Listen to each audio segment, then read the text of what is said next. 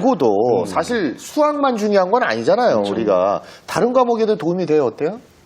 다른 과목에도 굳이 선생님이 주시는 학습지가 아니어도 다른 과목은 스스로 무엇을 모르는지 굳이 쓰지 않아도 머릿속에서 생각하면서 다시 배운 내용을 정리할 수 있는 게 다른 과목에도 적용이 되는 것 같아요. 우리 태규도 아까 도움이 된다고 했고 다른 과목에 우리 태연이도 다른 과목에 이렇게 적용이 돼요? 이 방식이? 네, 왜냐하면 이런 질문 있는 수업의 방식이 문제를 좀 더 확실히 이해하는 데 도움이 되기 때문에 다른 수업에도 그 질문 있는 수업 형식을 도입한다면 더 도움이 될 거라고 생각합니다.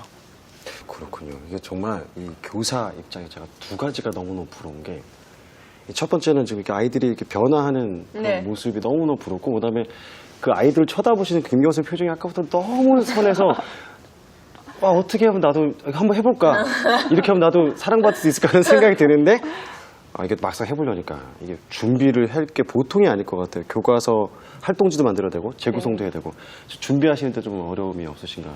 어렵죠. 사실은 교과서를 그대로 순서대로 가리키면 제일 쉬운 방법일 것 같아요. 근데 그걸 아이들한테 어떤 질문을 던질까 질문 발문식으로 이렇게 고민을 많이 해서 또 활동지를 재구성해서 다 만드니까 힘들긴 한데요. 우선 아이들한테 배움에 대해서 접근하는 방식에 대해서 아이들이 반응이 굉장히 저를 기쁘게 하고요. 그러니까 더 좋은 질문을 던져서 어떤 질문을 던지냐에 따라 그날 수업이 좀 달라요.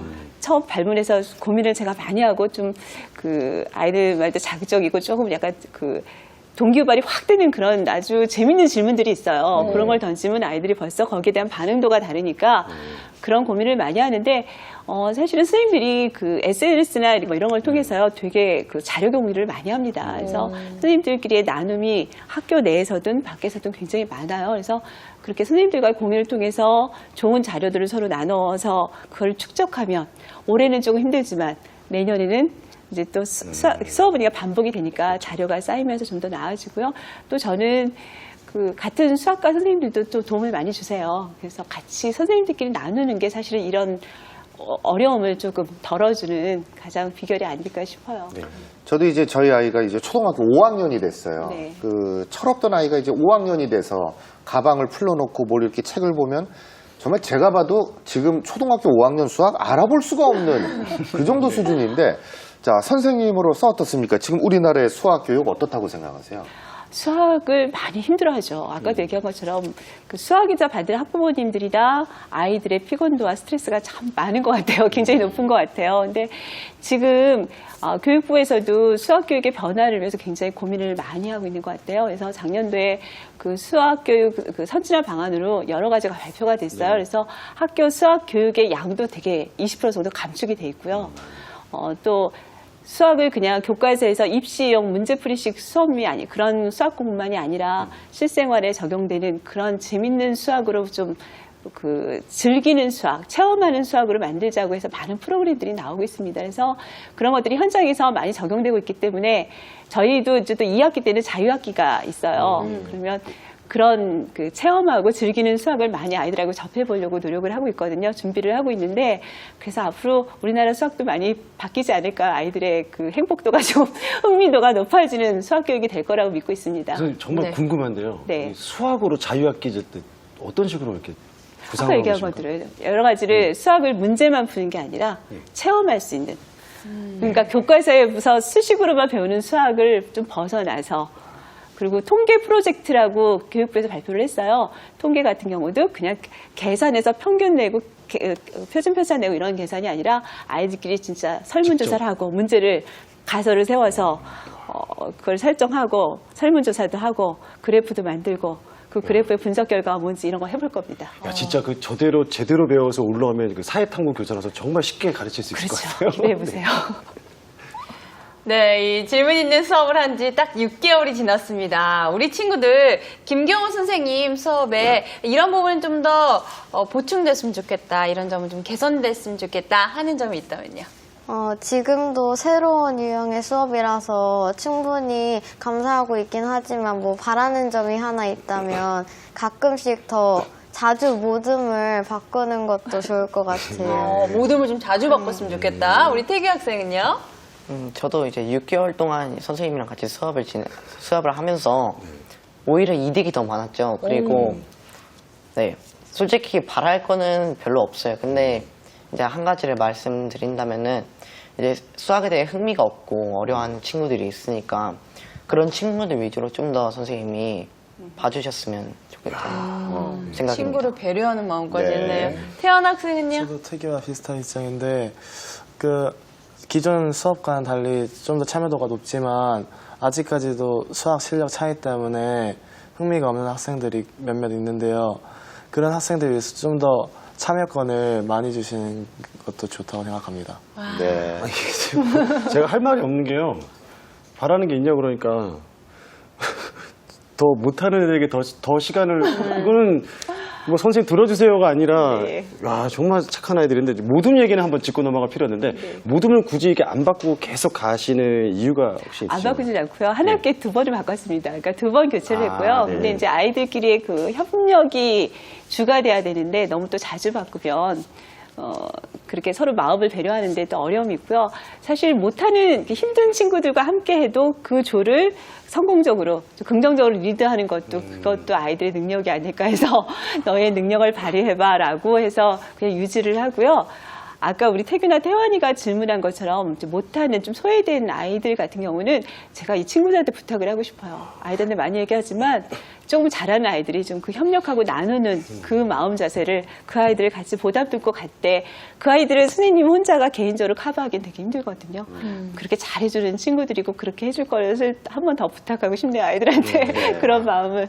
저도 당장 뭐 어떻게 이 실행을 해보고 싶은데 이게 벌써 이게 좀 최대한 그 시행착오를 줄이고 싶거든요. 그러니까 뭐 선생님께서도 지금은 너무 완숙하게 하시지만 초반에 분명히 여러 가지 시행착오도 있었을 텐데 어떤 게 좀 더 주의를 해야 되고 또 이럴 때는 좀 극복을 할 수 있다. 그런 팁 한번 말씀해 주시죠. 우선 참 힘들었어요. 처음엔 사실 아이들도 네. 익숙하지 않아서 선생님 왜 설명 안 해주세요? 선생님 그냥 조용히 가만히 앉아서 강의 듣고 싶어요. 모두 책상 바꾸고 힘들어요. 그 적응하지 못한 그런 아이들의 그런 지금도 아마 아이들 성향에 따라서는 자기들끼리 막 나누는 것보다 선생님한테 가만히 앉아서 선생님이 괴롭히잖아요. 가만히 있지를 못하게 하거든요. 뭐 설명해라, 말해라, 나눠라 이러니까 그런 것 때문에 부담스러워하는 아이들이 있는데 아마 저의 의도를 잘 알고 많이 적응하고 점점점 또 좋아지는 모습을 갖기 때문에 좋아지려고 생각을 하고요. 아마 많은 선생님들이 이런 수업을 할 때 첫 번째 시도는 아마 제가 말씀드렸듯이 아이들의 반응일 거예요. 근데 충분히 그 수업의 의도가 아이들한테 녹여지면 아이들도 좋아할 거라고 생각을 하고요. 그러기 위해서 또 한 가지는 학부모님들의 반응도 아까도 말했지만 그것도 굉장히 중요합니다. 수업이 안만 바꿔도 평가하고 연결되지 않으면 의미가 없거든요. 근데 그런 수업을 하고서 그런 평가를 했을 때 그런 평가에 대해서 조금 학부모님들이 믿고 밀어주고 지원해주면 선생님들이 더 용기를 내서 수업 변화를 시도할 수 있을 거라고 생각이 듭니다. 네. 끝으로 우리 친구들에게 나에게 수학 공부란 질문하면서 마무리할게요. 우리 서연 학생. 저에게 수학 공부란 뭔가 똑같은 세상이지만 다르게 볼 수 있게 해주는 다른 눈인 것 같아요.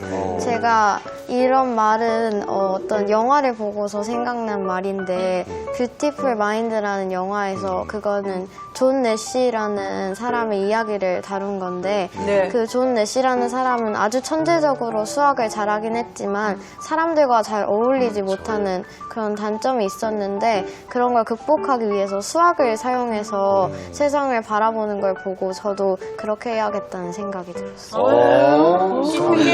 네. 자, 우리 태기 학생은요? 저에게 수학 수업은 이제 끝까지 포기하지 않고 올라가는 에베레스트 산의 정상이라고 생각합니다. 왜냐면 이제 우리가 수학 문제를 풀었을 때 어려운 문제를 많이 풀어내는 기쁨이 에베레스트 산 정상에 올라가서 누리는 기쁨과 같다고 생각하기 때문입니다. 우리 태연 학생은요? 저에게 수학 공부는 가능성인 것 같습니다. 왜냐하면 그 수학 문제를 풀 때마다 맞췄다는 성취감과 함께 제가 공부를 잘할 수 있다는 가능성을 주기 때문에 수학 공부는 가능성인 것 같습니다. 그렇군요.